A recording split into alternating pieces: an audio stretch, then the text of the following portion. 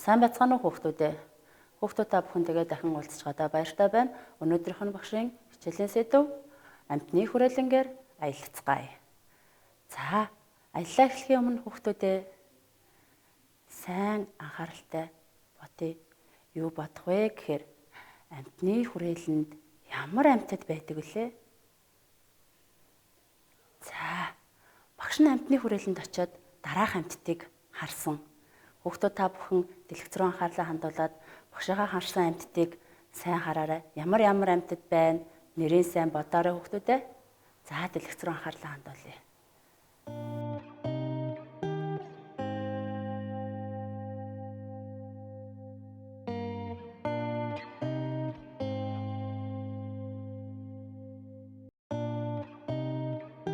За, хүүхдүүдээ дараах амьтад байсан байна.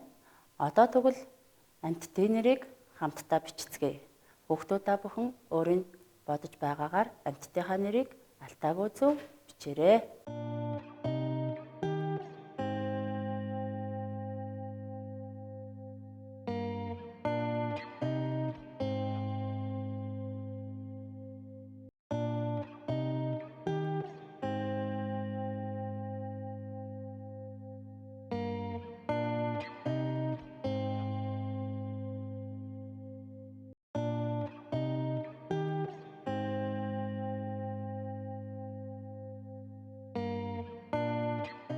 За, эхний амьтан Анааш байсан байна.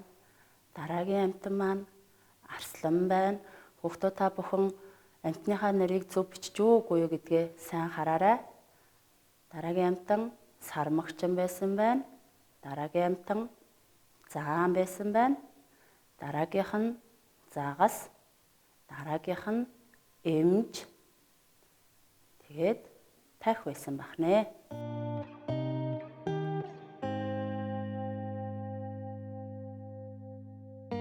За, хүүхдүүдээ хэдүүлээ таамаглаж нэрээ бичлээ. Одоо тэгвэл хамтдаа суралццгаая. За, багш нь дэлгэцэн дээр 3 амьтны нэр харуулсан байна. Эдгээр амьтдаас аль нь хамгийн өндөр юм бол?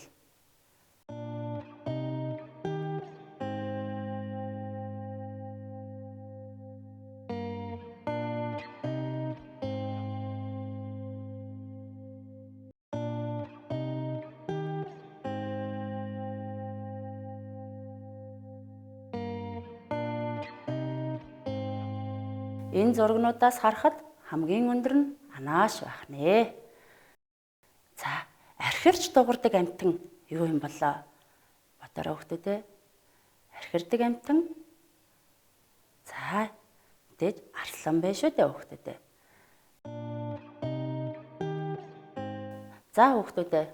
Багш нь одоо та бүхэнд нэг шүлэг уншина. Тэрийг анхааралтай сайн сонсоорой.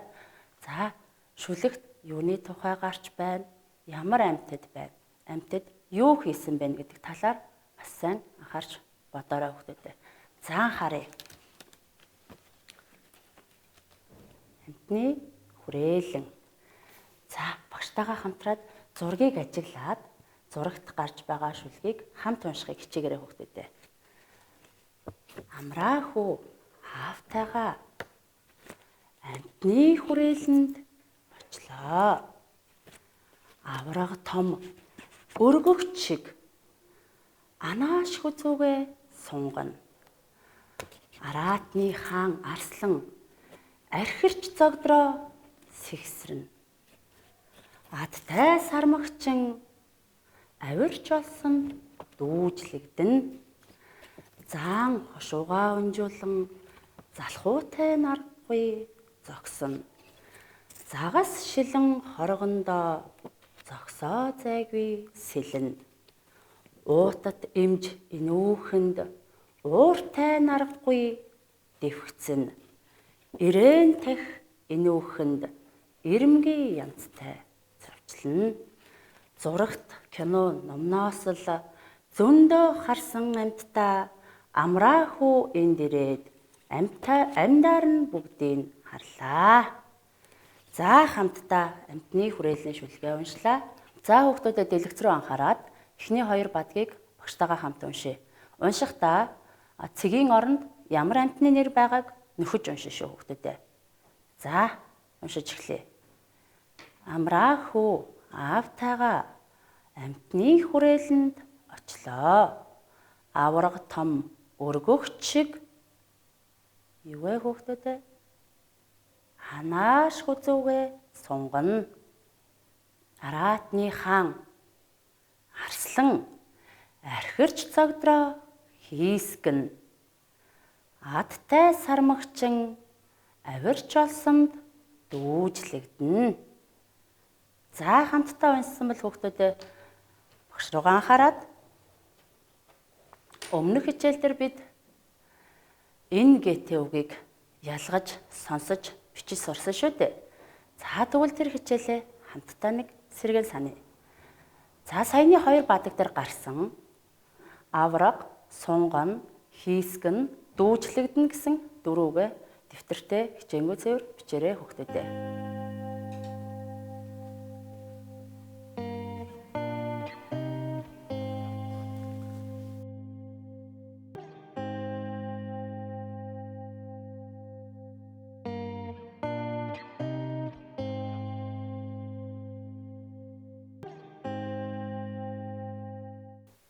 За хүүхдүүдэд бичиж дууссан бол багш руугаа анхаарлаа хандуулаарай. За тухайн үгийн төгсгөлүүдийг хэдүүлээ тэмдэглэж үзье. Эхний үг авраг, дараагийн үг сунгана, дараагийн үг хийсгэн, дараагийнх нь дүүжлэгдэнэ. За эдгээр үгийн төгсгөл на, ни, га төгсгөлтэй шүү дээ. Тэгвэл энэ гэгийн араас орсон богино гიშгтэй үгийг ялгаах гიშгтэй үг гэдэг байна.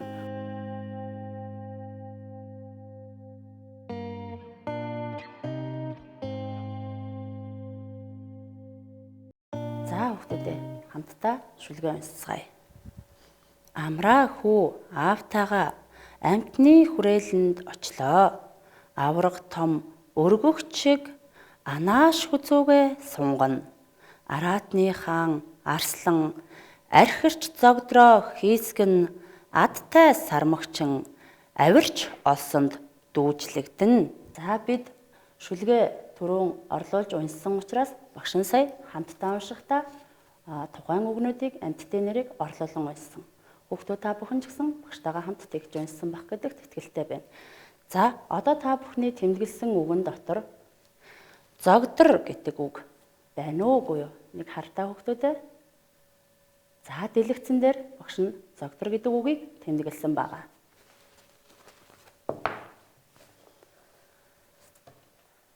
За тэмдэглэсэн бол хүүхдүүд та бүхэн сурах бичгийнхаа хамгийн арын хуудас болох 152 дугаар хуудсыг гаргаад үгийн тойл бичиг хөдлөختөө бид цагаан толгойн үсгийн дараалалаар үгээ хайдаг шүү дээ.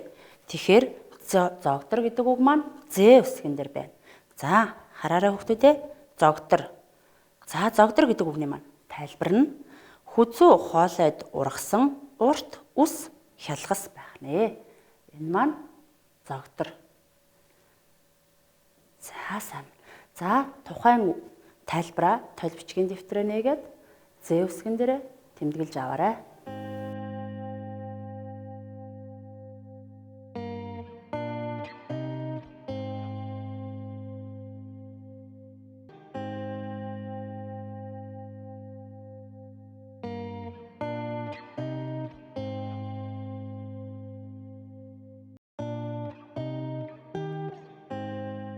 За бид сая шүлгээ уншлаа, үгээ оллоо, энгээтэй үгээ ялглаа. Одоо тэгвэл хамтдаа асуултанд хариулцгаая. Амраа хүү хаашаа явсан билээ хүүхдүүдээ? Амраа хүү амьтны хүрээлэн рүү явсан шүү дээ. Амраа хүү хинтээ явсан билээ? Аавтайгаа явсан. Ямар амьтан хүзүүгээ сунгасан бэ? Анааш бахан. Араатны хаан юу вэ хүүхдүүдээ? Арслан. Архирч юугаа хийсгсэн билээ хүүхдүүдээ? Бидний шинэ үг болох зогдроо хийсгсэн. Зогдор гэдэг маань хүзөөнд байдаг урт үс хялгасыг арслангийн хүзөөнд байгаа энэ их үсийг зогдор гэж хэлээд байгаа юм байна шүү дээ хүүхдүүд. За, аттай юу байсан бэ? Сармагчин байсан шүү дээ. За. Авирч юунд дүүжлэгдсэн бэлээ? Олсон дүүжлэгдсэн. За, маш сайн байна. За, хамтдаа бүтээцгээе хүүхдүүдээ. Аль нь хамаатай болохыг бодоод тэмдэглэл хийгээрэй. За, хүүхдүүдээ арслан гэж бодож ивэл А үсгээр, заан гэж бодож ивэл З үсгээр, сармагчин гэж бодож ивэл С үсгээр тэмдэглээрэй. За. Магчаа амьтан аль нь гэж бодож байна. Эдгээр амьтаас том чихтэй нь юу вэ хүүхдүүдээ? Маш том далбар чихтэй. За, дараагийнх нь авирч дүүжлэгдэж тоглодог амьт юу юм бол? Урт хушуутай амьт юу вэ хүүхдүүдээ? За, гатал идэх дуртай амьт юу вэ? За, хүүхдүүд та бүхэн багшийнхаа асуух явцад үсгээр тэмдэглэсэн баг гэдэгт итгэлтэй. За, эхний амьтан арслан буюу А үсэг. Сайн байна. Дараагийнх нь томчигтай амьтан заан байсан байна. За, авирт дүүжлэгдэж тоглодог амьтан маань сармагчин шүү дээ хүүхдүүдээ. За, урт хошуутай амьтан юу вэ хүүхдүүдээ? Заан байх нь байна. Гатал идэх дуртай амьтан сармагчин. За, хүүхдүүдээ бидний өнөөдрийн аялалд юу тохиолдсон бэлээ? Хамтдаа нэг эргэн санацгаая. За, бидний амьтны хүрээлэнд ямар амьттай уулзлаа? Арслан, заан, тахь, сармагчин, анааш, эмж гэсэн амьтад байсан шүү дээ. За, эдгээр амьтдынхаа онцлог шинжээ сэдвүүлээ иргэннийг санал. Анааш маань маш урт хүзүүтэй амьтан байгаа. Арслангийн маань энэ хүзөөнд байгаа энэ сэгсгэр урт үсийг зогдор гэж нэрлэж байсан шүү дээ. За, мөн шүлгээс бид нар ялгах гიშгтэй өгнүүдийг түүж авсан байгаа. За, энэ гээгүүлэгчийн ард орсон богино гიშгийг ялгах гიშг гэдэг юм байна. Үүнд на, нэ, нөө, но. Энэ гээгүүлэгчийн манарт эдгээр дөрвөн гიშг орсон байна. Мөн га, го. Эдгээр гээгүүлэгчтэй өгнүүдийг ялгах гიშгтэй үг гэдэг байна. За, одоо хүүхдүүдээ анхаарч сонсох нэгэн зүйлийг багш нь та бүхэнд анхааруулж хэлье. Хүүхдүүд та бүхэн амьтдтай харьцахдаа маш болгоомжтой байгаарай. Яагаад гэвэл зарим амьтад хүмүүст өвчин халдаах, хазах, мөргөх, өшөглөх гэх мэтээр бас аюул учруулах магадaltaй байдаг учраас та бүхэн амьтад хамаагүй ойртож болохгүй нь шүү. За, ингээд өнөөдрийн үтсэн шүлгээ гэрийнхэнтэйгээ давтаад хамтдаа тухайн амьтдын үйл хөдлөлийг хийж үзүүлээрэй. За, ингээд хичээлд идэвхтэй оролцсон хүүхдүүдэд маш их баярлалаа.